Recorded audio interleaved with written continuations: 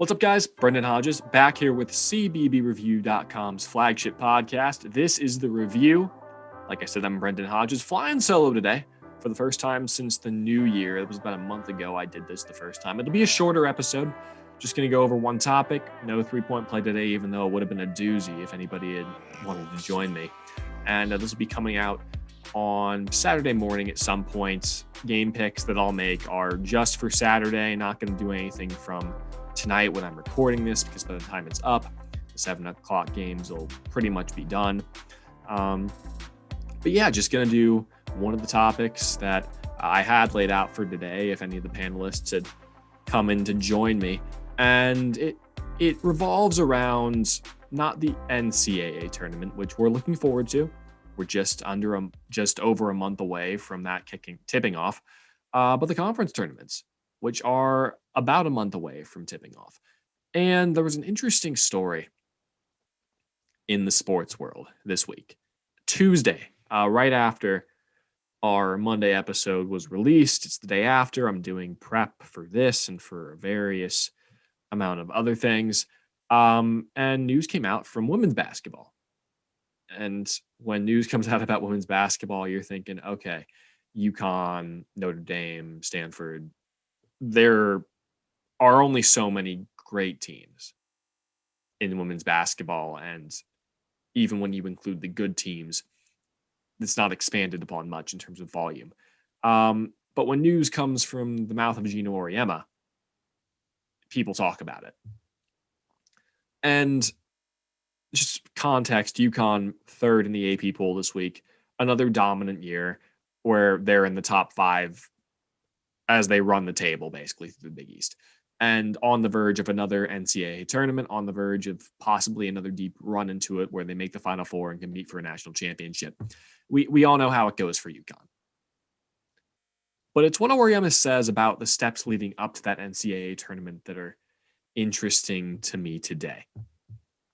Because on Tuesday, he was in a Zoom video conference call with members of the media, and in a sense, in general, said it wouldn't bother him if there was no Big East tournament. Now, why did he say that? A, doesn't want his team sitting in a hotel and possibly contracting COVID, having to sit his team down and not do anything because they traveled to, I believe the Big East women's tournament is held in the New England area. I don't remember exactly where. But yeah, the potential for COVID risks, whether it's traveling to the site, staying on site, or while playing. I don't have a problem with that opinion of his. What I have a little bit of a problem with, though, is when you say, well, my team's already in the NCAA tournament. We're all fine and dandy. Why do we need to play the Big East tournament? Well, Gino, you need to play it because the other 8 to 10 teams in the Big East may not be in. There is a reason why conference tournaments are so intriguing, even more so. And I know I'm going out on a limb when I say this, but even more so than the Big Dance. There's a documentary that talks about this, not specifically, but it's one of those 30 for 30 types for the SEC, though. They called them SEC Story. I'm not sure if they make them anymore for the network, but I saw this when I was in high school. It was the story of the University of Georgia's men's basketball team back in 2007, 2008. The SEC tournament's being held in Atlanta. They are the proverbial home team, but they're the worst team in the tournament. Like under 500, little to no chance to make the tournament unless they win the SEC tournament. And that tournament was so significant because in, I believe, the second to last game of night 1, a tornado, during that game in overtime, a tornado touches down just outside of Atlanta, and I believe it swept. There were effects from the tornado that hit in Atlanta. It damaged the Georgia Dome to an extent where the final game of that night, which was Georgia-Kentucky, wasn't played. And they had to move the entire tournament overnight from the Georgia Dome to the campus of Georgia Tech. Georgia would go on to have to win. They went on to win 3 games in 2 days. They beat Kentucky the next morning.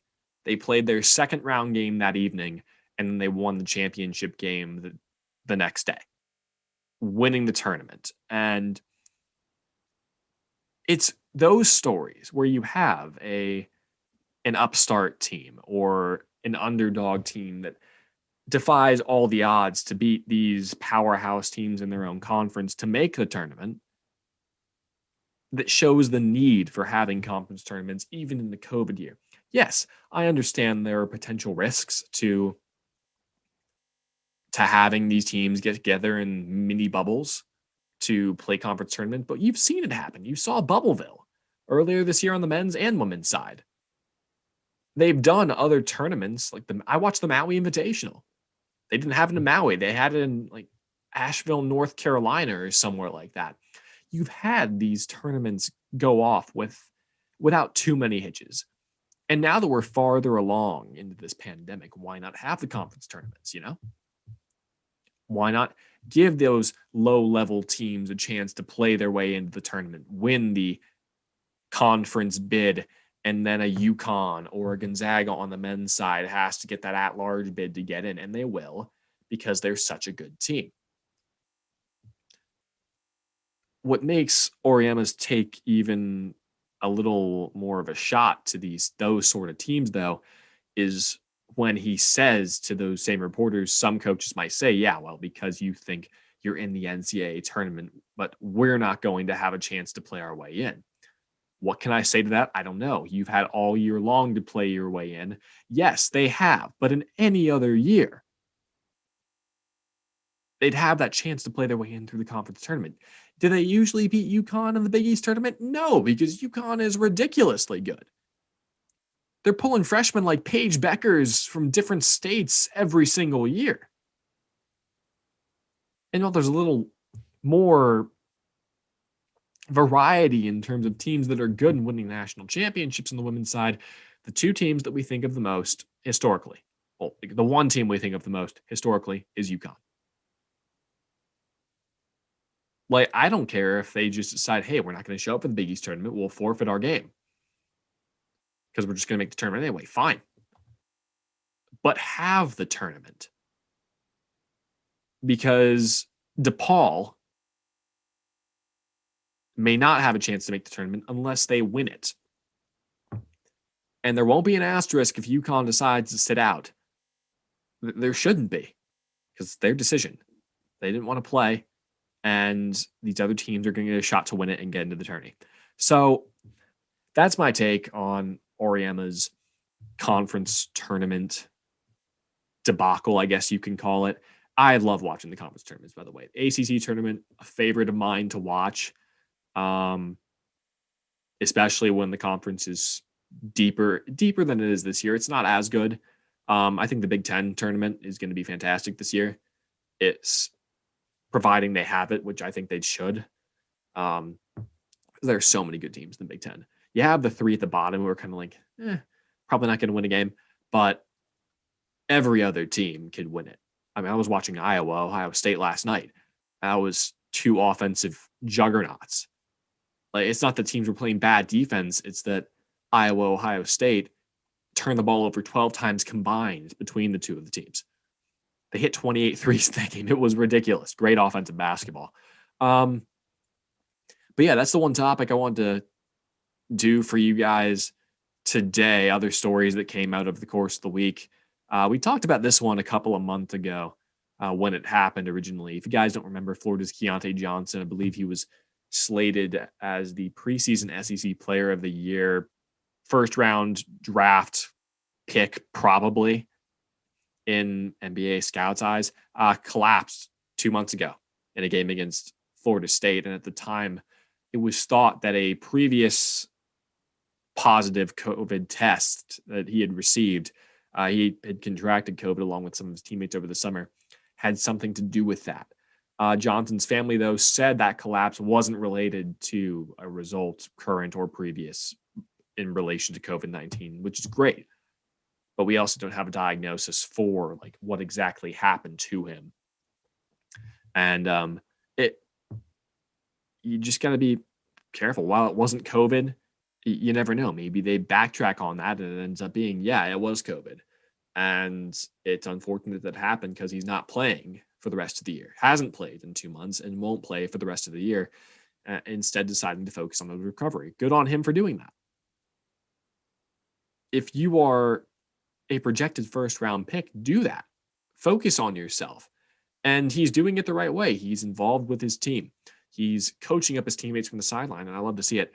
Otherwise, the only other story we had from the week, another federal bill getting introduced on Thursday, making it would potentially, if it was passed, make it illegal for the NCAA or other college sports associations to place restrictions on types of endorsement deals that college athletes could sign in the future. It's one of those bills that's been like in a long line of bills. Hey, we want to support the college athlete. Pay for play is fine. Name, image, likeness. There are so many of these bills coming out now, and it started with California. Other states have followed suit, and now the federal government's trying to get involved as well. It was co-authored by a couple of Democratic members of the government, Senator Chris Murphy from Connecticut and Representative Lori Tran from Massachusetts. It's the only option to date, though, in terms of all of these bills, that doesn't provide any means for Congress, the NCAA, or any other governing body to regulate what products athletes can endorse. It also specifically prohibits the NCAA, or the conferences for that matter, from doing anything to prevent athletes from organizing under collective representation to sell licensing rights as a group for things like video games, which was another topic we would have been covering if people had been here. I'm going to save that for a later date, maybe Monday's episode. It's big though for college athletes in general. The world's changing, and it's good to see at least people putting it out there on the table. You got to explore all the avenues available, and you might as well. Just looking through what we had, I had a really good 3-point play today, but I'll just save that for next time because it's a topic, it's a theme that really sticks. It sticks with a theme that we've been doing in the past, and it'll be interesting to see if these guys can get it right when that time comes around. Otherwise, only thing that we're going to do, I'll go ahead and give you stories to start the weekend right now. It's that rivalry week, We're in the middle of conference play, really big games coming up this weekend, and I have them listed here for Saturday. Obviously, you have the battle for Tobacco Road, Duke, North Carolina. Duke needs a win. Like, they need a win. North Carolina is steadily moving forward. A lot of teams need wins or need to start stringing together wins to get confidence if these conference tournaments happen. I'm thinking Kentucky, if they can string together wins. Hell, if they can put together a final 4 minutes of a game and score, they'd be in great shape. I mean, I watched their game against Missouri a couple nights ago. They were on them from the get-go in the second half. Like, I think they were down 10 or maybe 12 going into the second half. Kentucky just was pounding them inside. Get to the left block, hook shots, dunks, whatever they wanted inside. They got fouls on a lot of Tigers players. And then the last 4 minutes come around. Missouri has a 2-point lead. They stretch it out to 8. Like, Kentucky just needs to finish games. And if they can do that, they could have a shot at making a run in the SEC tournament, despite everybody saying they're dead and buried. I mean, I'm one of those people too. But you're not dead and buried until your season's over, in my estimation. And you just got a lot of really good conference games this weekend. I mean, going into the week, too. I mean, having Iowa, Ohio State on a weekday and not on the weekend, unheard of, but we'll take it. We'll go ahead and I'll go ahead and move on to our game picks, though. Like I said, only picking games for Saturday since this is getting recorded a little bit later on Friday night. I'll start with the aforementioned Missouri Tigers. They're confident. They are a very experienced team, and that's something that we've been seeing a lot this year. Teams with a lot of depth, a lot of experience, are really playing well this year. And teams that have one and dones who didn't join the team until the summer, maybe the fall, are struggling. Missouri is one of those teams. They have too many Smiths to count, first of all, that are all contributing. And Jeremiah Tillman, when he's not in foul trouble, is a lethal weapon inside. But they're playing a team in Alabama who's the hottest team in probably the nation right now. They're undefeated in the SEC, I believe, up to this point. I have them down at 15-4 and 10-0 in the SEC. I don't remember if I actually don't think they had a game this week, so I think they're still sitting there. I am going to, I'll pick Alabama to win, because while Missouri's identity is more so on the defensive end, you see Konzo Martin sitting on the sideline, hands out to the side and telling his guys to get into a good defensive position. Alabama will be able to hit threes in this game. Missouri is a minus the first half of Kentucky, a 30% or under shooting team from outside. Alabama is not that. That's why they'll win this game. West Virginia against Kansas. Kansas is another team that's kind of just like flying into the radar. And the Big 12 is really good this year.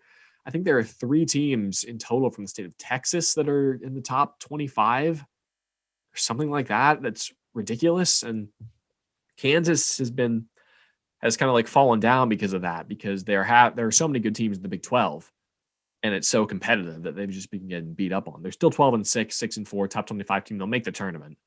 And I think they win this one against West Virginia. It's just my pick. I'll take in LSU, Florida. I'll tell you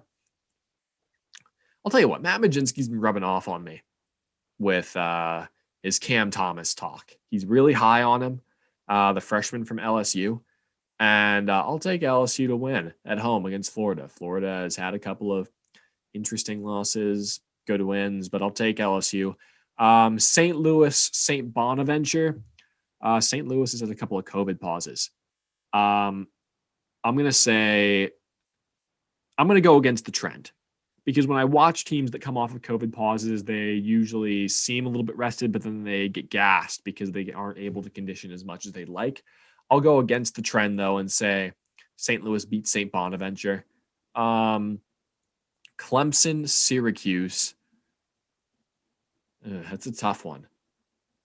Syracuse has been up and down this year as well. But I'll go ahead and rep the orange since I'm going there for grad school. Illinois, Wisconsin. I will take Wisconsin. Auburn, Ole Miss. 2 teams that are kind of like in the middle of the SEC. I'll take Auburn. And then Duke, North Carolina. I'll just say it always delivers. And while Duke has struggled this year, they always seem to find a way to pull it out. I don't know what it is. They just play so much better when they're playing against a North Carolina team.